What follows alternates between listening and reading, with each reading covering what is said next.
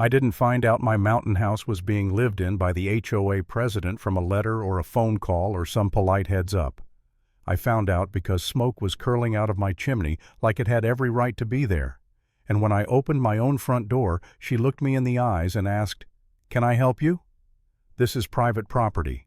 For a second, I honestly thought I'd misheard her, like my brain couldn't process the level of audacity standing in my doorway wearing a neat little HOA polo and a smile that said she'd already won. My name's Ethan Brooks. I live down in Boulder. I'm not some millionaire with a cabin collection. This place, this cabin, was my parents' escape. The one they bought back when life was simpler, when weekends meant pine trees and quiet and not staring at a glowing screen. When they passed the cabin came to me. I kept it. I paid the taxes. I kept the deed. But I'll admit it, work got insane, life got busy, and I didn't drive up for a while. 14 months. And yeah, I know how that sounds. If you cared, you would have gone. Trust me, I said that to myself later over and over. The neighborhood's called Silver Pine Ridge. Gorgeous, expensive-looking homes tucked into the mountains, and then my cabin sits a little off to the side like the humble cousin nobody invites to the country club. The whole place is run by Silver Pine Ridge HOA, which is basically a small government with a nicer logo. And like every small government, it attracts a certain type of person.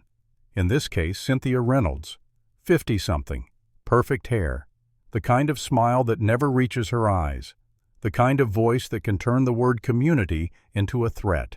When I pulled up that day, the first thing I noticed was a car that wasn't mine parked in my driveway.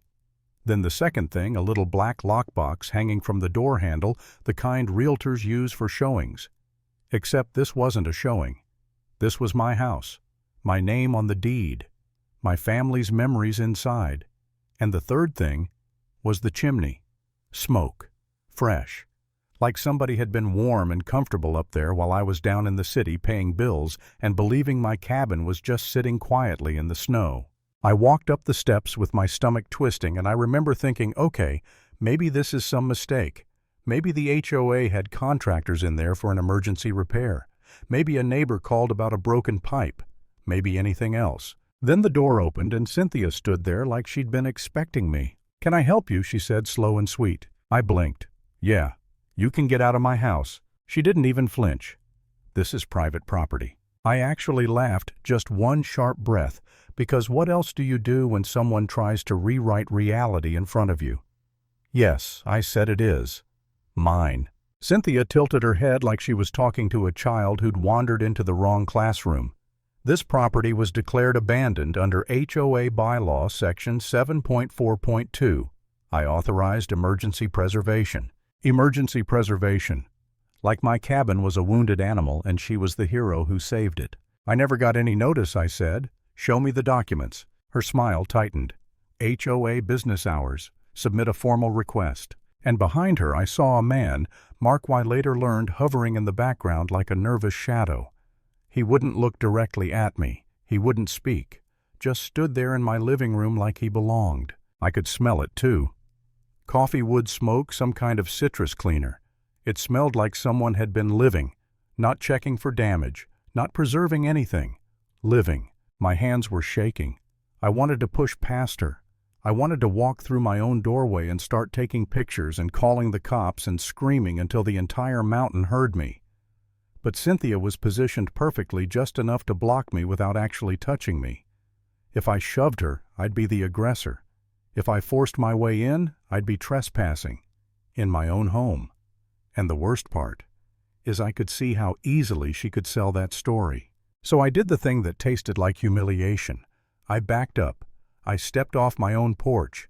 I stared at that lockbox again, little metal proof that someone had turned my home into an asset on a clipboard, and I walked back to my car. I drove down the mountain in silence, gripping the steering wheel so hard my knuckles went white, and by the time I hit cell service again, I had about 20 different emotions fighting for space in my chest.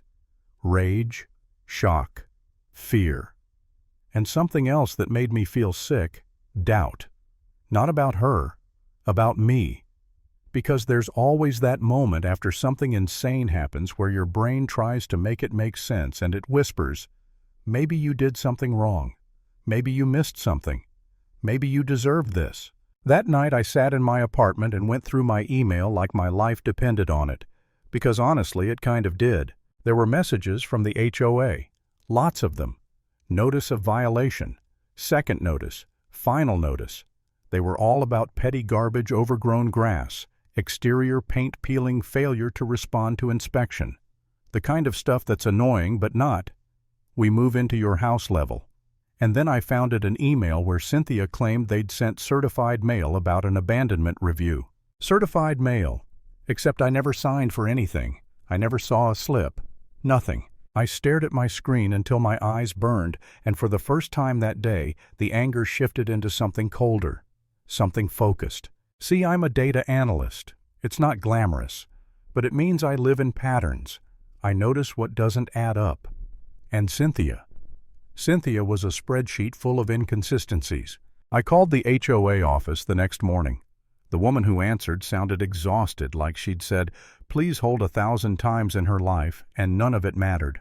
I asked for the abandonment documents. She said, "You'll need to submit a formal request." I asked for proof of certified mail. She said, "That information is internal." I asked for the date of the board vote. She hesitated and then said a date that didn't match any of the meeting notices I'd received. That was the first crack. The second crack came from a woman named Linda Park.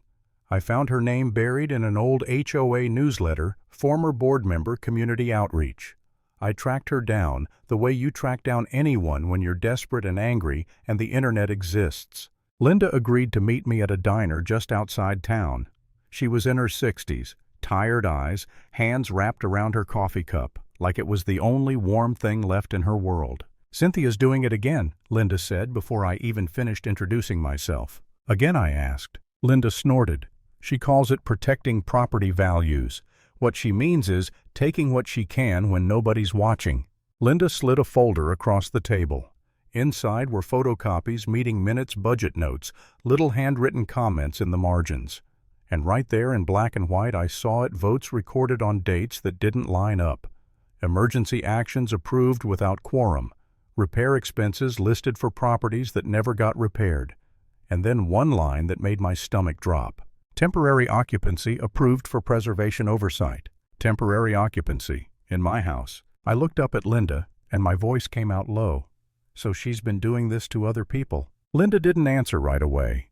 She just looked at me like she didn't want to say it, because once you say something like that out loud, it becomes real. "Not many," she finally said, "because most people don't disappear for 14 months.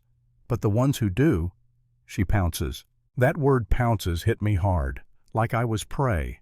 Like my home wasn't a home, it was an opening. I went home and sat on my couch staring at the ceiling, and for the first time I felt something worse than anger. I felt tired. I thought about how expensive lawyers are, how powerful HOAs can be, how easy it would be for Cynthia to drag this out until I bled money and time and sanity. And I thought, maybe I should just sell. Maybe I should take whatever I could get and walk away. Maybe the cabin was already poisoned. And then I imagined Cynthia standing in my living room again, sipping coffee by my fireplace, wearing that smug little smile, and something in me snapped back into place. No, if I walked away, she wouldn't just win, she'd learn. So I called a lawyer. Rachel Moore. Sharp, practical, the kind of person who doesn't waste words. I brought her the deed, the emails, Linda's folder, everything. Rachel listened, took notes, and then asked me one question that changed the entire story. "How do you access the property?" she said. "There's a dirt road," I told her. "One way in, one way out." Rachel nodded. "Who owns it?" I assumed the HOA. Don't assume she cut in. Show me. So I dug. Old survey maps, county records, easement documents that looked like they'd been scanned in 1998 and never touched again. I went down a rabbit hole so deep I forgot what daylight felt like. And then I found it. The road wasn't common area. It wasn't HOA property. It was mine. My land extended over the access road like a long invisible arm. And that road, literally the only way to reach the cabin, ran right through it. It was a private easement. The HOA had been treating it like community access for years because nobody challenged it. Rachel leaned back in her chair when I showed her, and she smiled for the first time. "Ethan," she said, "you don't have to break into your own house. I blinked. Then what do I do? You lock the door, she said. Not the front door, the mountain's door. 2 days later, I hired a crew. We put up a steel gate at the point where the road crossed my property line. We bolted it into the ground. We installed a keypad lock. We mounted solar-powered cameras pointed right at the entrance. And I hung 2 signs big enough to read from a moving truck. No trespassing, private property, under surveillance. And then I waited. It didn't take long. The first email from Cynthia came that night. Subject line, unauthorized structure. She wrote like a dictator pretending to be polite. You have erected an unauthorized barrier on community access land. This violates HOA code. You will be fined $150 per day until removed. I almost admired the confidence. Almost. I forwarded it to Rachel. Rachel replied with a single sentence. Now we respond. We sent Cynthia a letter with the deed description, the survey map, the easement language, and a simple statement. The gate is lawful. Any attempt to bypass it will be documented and prosecuted as trespass. Cynthia responded like Cynthia. She didn't argue facts, she argued authority. She sent another email filled with threats. She claimed she'd involve law enforcement. She called me uncooperative. She used the word community like a club. And then the next morning my camera caught her. Cynthia's SUV rolled up to the gate. She stepped out wearing sunglasses and that same HOA polo like it was a badge. She walked right up to the sign, read it slowly, and stood there. Just stood there. For a long time. I watched the footage on my phone and felt my heart beating in my throat because for the first time, Cynthia looked uncertain. Not defeated. Not yet. But inconvenienced. And people like her don't handle inconvenience well. She tried the keypad. Obviously, she didn't have the code. Then she looked straight at the camera and waved like she was being cute. And then she did the dumbest thing possible. She pulled out bolt cutters. I said out loud alone in my apartment, no way. She crouched, grabbed the chain, and started sawing at it. And I had it all on video. I called Deputy Kevin Harris and met him at the station with a folder and a flash drive. I didn't go in ranting about HOAs and Karen presidents and mountain conspiracies. I went in calm, controlled, because I learned something about people like Cynthia. If you yell, they call you crazy. If you stay quiet and bring receipts, they start sweating. Deputy Harris watched the footage. Cynthia with bolt cutters. Cynthia messing with a gate clearly marked private property. Cynthia committing trespass in high definition. He sighed.